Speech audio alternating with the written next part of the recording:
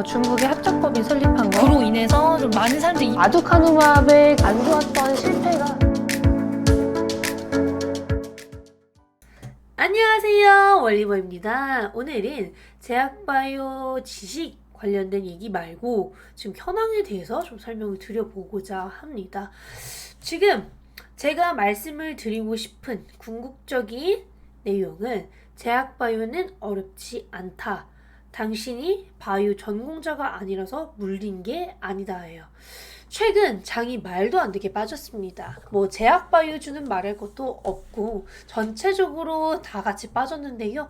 금리도 인하기에 도입을 하려면 우리가 생각했던 것보다는 조금 더 밀리지 않았을까 싶습니다.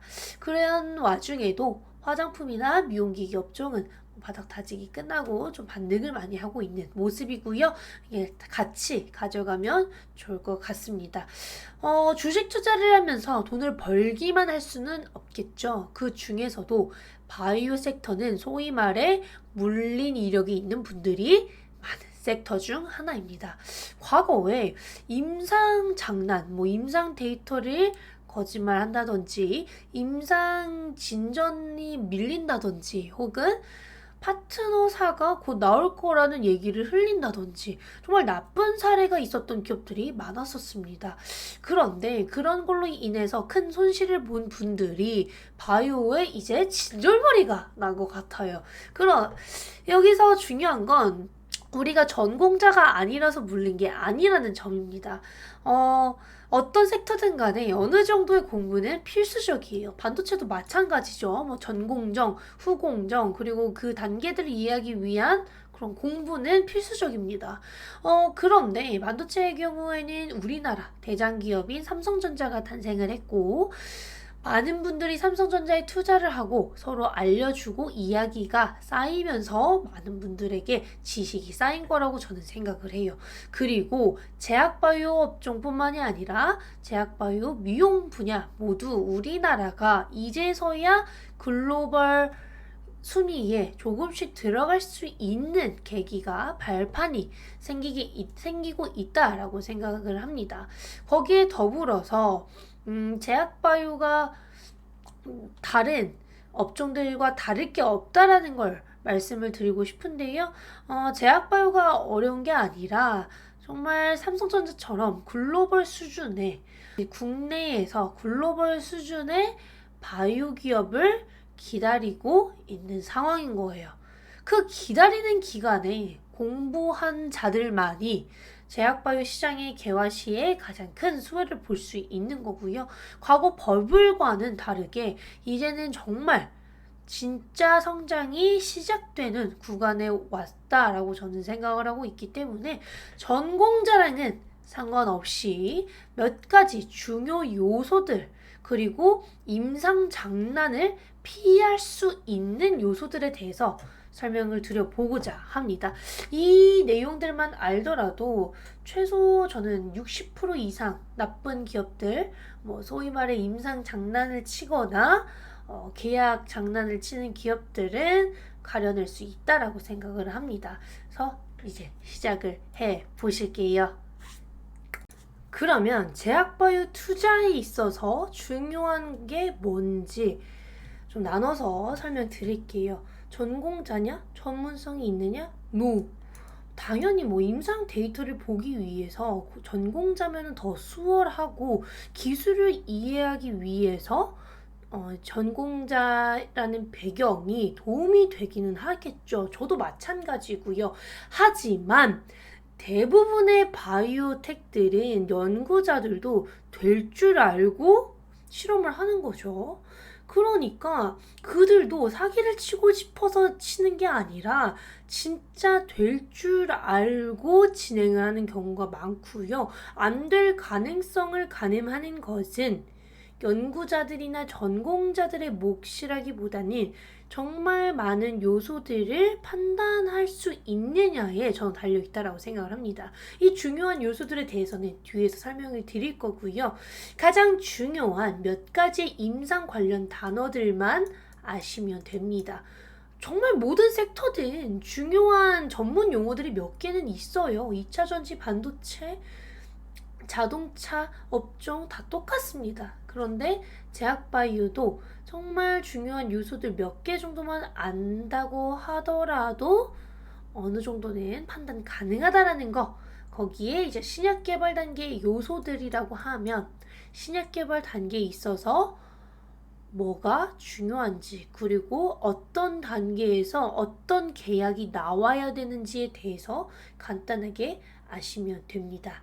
거기에 빅파마들의 트렌드는 그래도 알고 가시면 국내 기업들의 동향 확실하게 알 수 있고요. 제가 항상 말씀을 드리는 게 빅파마들이 원하는 기술을 우리 나라 기업들이 보유하고 있어야 그게 결국에는 라이선스 계약으로 이어지고 그 기술력이 입증으로 이어지기 때문에 비로소 기업의 가치가 올라가게 됩니다. 그래서 빅파마들의 트렌드는 잊지 말고 항상 봐야 되는 분야라고 저는 생각을 하고요.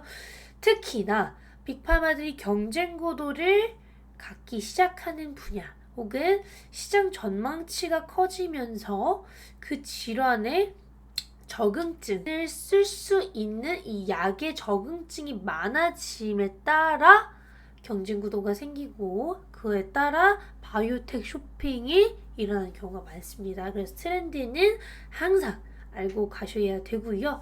마지막으로는 믿음이죠. 제약바이오가 변동폭이 큰 건 사실입니다. 변동폭이 너무 크고 K세론이 정말 많이 일어나는 대표적인 분야예요. 그래서 믿음을 갖고 이 기업이 좋다라는 생각을 가져야만 저는 제약바이오 투자가 수월하게 잘 된다라고 생각을 해요. 그렇기 때문에 학회에서 데이터가 잘 나왔을 때 세론이 있다라는 거는 저는 기회로 받아들이게 됩니다. 심플해요. 학회에서 데이터가 잘 나왔어요. 근데 세론으로 인해서 2, 3일 혹은 일주일 내내 빠졌습니다. 그런데 이 기업의 임상 데이터가 좋았다라고 한다면 그 다음에 학회에 갔을 때 임상 데이터를 한 번 더 발표하게 될 것이고, 그 임상 데이터가 좋다라고 한다면 라이선스 계약으로 이어지거나 기대감이 올라올 수 있는 건 사실이겠죠. 그런 걸 반영했을 때 믿음만 있었더라면 굳이 세론이 있을 때 손실을 볼 필요가 없다라는 거 알고 가시면 좋을 것 같습니다. 일단 첫 번째로 중요한 요소들부터 설명드릴게요.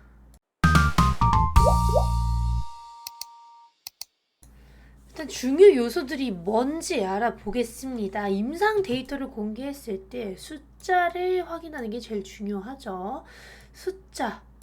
얼마나 효과가 좋았느냐, 얼마나 부작용이 많았느냐 정도만 확인을 해도 어느 정도 인지가 가능한데요. 이 숫자 안에서 통계적 유의치까지 나오게 됩니다. 통계적 유의성을 달성하지 못한 모든 임상 데이터는 궁극적으로 그 다음 임상에 진입을 하기 어렵고요. 임상에 진입을 하더라도 상용화를 하기까지 가능성이 매우 희박하다라고 보시면 됩니다. 그렇게 따지면 통계적 유의치에 달성하지 못한 물질의 경우 가치가 거의 0이 된다고 해도 저는 과언이 아니라고 생각을 해요. 왜냐? 모든 바이오텍들, 돈이 없는 바이오텍들이나 돈을 벌지 않는 바이오텍들의 경우에는 보유하고 있는 물질의 가치가 결국에는 그 기업의 가치가 되겠죠. 그런데 통계적 유의치에 달성하지 못한 물질의 경우 약으로 만들기가 어려운 거죠. 약으로 쓰이려면 이 약이 평균적으로 많은 사람에게 효과가 동일하게 있다라는 걸 입증해내야 되는데 그게 안 된다라고 한다면 몇몇 사람에게 정말 좋은 효능이 나타날지라도 될 가능성이 매우 희박합니다. 그래서 그 부분 항상 염두에 두시면 좋을 것 같고요. 경쟁사가 너무 많은 분야가 있어요. 항암제 제외할게요. 항암제를 제외하고 경쟁사가 너무 많은 분야는 혹은 빅파마들의 경쟁 구도가 확실한 분야에서 내가 물질을 개발해서 상용화를 시킨다는 거의 불가능에 가깝습니다. 저는 가능성이 1%도 안 된다라고 생각을 해요. 그런데 만약 내 물질이 빅파마의 물질과 병용투여 파트너나 내 기술을 그 빅파마의 물질에 접목시켰을 때 효능이 극대화될 수 있는 것이라고 한다면 그건 또 얘기가 달라지죠. 그런데 경쟁사가 너무 많고 경쟁사 중에서 독보적으로 잘하고 있는 분야는 좀 힘들 수 있지 않을까 싶습니다. 그래서 그런 것도 어느 정도 체크는 조금 하시는 게 좋을 것 같고, 최근 가장 좋은 예시는 당뇨랑 비만이죠. 그래서 국내 당뇨 비만 치료제 개발 기업들보다는 보유하고 있는 기술이나 파이프라인이 병용투여 파트너사나 그 빅파마들의 물질에 접목됐을 때 효능이 극대화될 수 있는 것들 위주로 좀 영향이 크게 받고 있고요. 빅파마들이 원하는 기술인지가 사실은 되게 중요하죠. Why? 빅파마들이 원해야 돈이 없는 국내 바이오텍들이 팔 수 있기 때문인데요. 여기서 중요한 요소 중 하나는 빅파마들이 여러 번 실패한 타겟 물질인가? 그러면 안 삽니다. 빅파마들은 요즘 하이리스크 하이리턴보다는 어느 정도 유효성이 확보된, 그러니까 임상에 진입해서 임상 데이터가 조금이라도 있거나 혹은 실패한 이력이 많지 않은 분야에 대한 니즈가 훨씬 더 커요. 빅파마들이 여러 번 실패를 했다라고 한다면 그 타겟에 엄청난 그런 부작용이나 엄청난 리스크가 있다라는 건데, 국내 기업이 그걸 혼자 다 이겨내기에는 한계가 있다라고 보고 있고요. 사실상 빅파마들이 실패를 많이 한 물질인데, 만약에 우리나라 기업이 보유하고 있는 물질이 임상 데이터가 너무 좋았다? 라고 한다면 무조건 비싸게 팔립니다. 그런데 3상 전까지, 대규모 임상인 3상 전까지 팔지 못했다? 그건 팔 수 없는 물질이라는 얘기를 하는 거기도 합니다. 정말 좋은 물질이었다면 임상 2상에서 3상 사이에 팔렸을 확률이 훨씬 높고, 팔고자 하는 바이오텍과 사고자 하는 빅파마들의 눈높이가 맞춰졌을 시기라고 생각을 합니다. 그래서 3상 전까지 기술 이전한 이력이 있는지가 정말 중요한데요. 이게 정확히 어떤 걸 뜻하냐면요. 여러 바이오 기업들, 제약 바이오 기업들이 보유하고 있는 파이프라인들이 많을 텐데, 기본적으로 모든 제약 바이오 기업들은 처음부터 끝까지 임상을 진행하려고 하지 않습니다. 왜냐? FDA 노하우가 없고 FDA에 필요한 요소들이 생각보다 없기 때문인데요. 거기에 이제 대규모 임상을 진행하기 위한 네트워크와 병원 간의 그런 우호적인 관계에 노하우가 없는데 내가 3상을 자체적으로 진행할 수 있을까? 정말 어렵다라고 저는 생각을 해요. 그래서 임상 3상 전까지 기술 이전한 이력이 있는 파이프라인을 보시는 게 좋지 않을까 생각이 됩니다.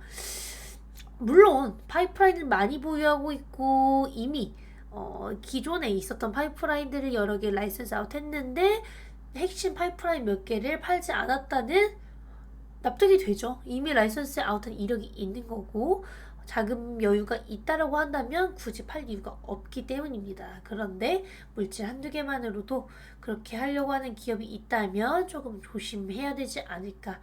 성공할 수 있겠죠. 성공할 수 있겠습니다만 저는 오늘 많은 분들이 바이오에 물리는 이유와 물리지 않기 위해서, 정말 돈을 많이 벌기 위해서가 아니라 물리지 않기 위한 요소들을 설명드리니까 그것도 잊지 마시길 바라고요. 이것만 안다고 하더라도 반은 아는 거고 반 정도는 걸러지게 되니 어느 정도는 공부해보시고 이 부분들 잊지 마시길 바라겠습니다.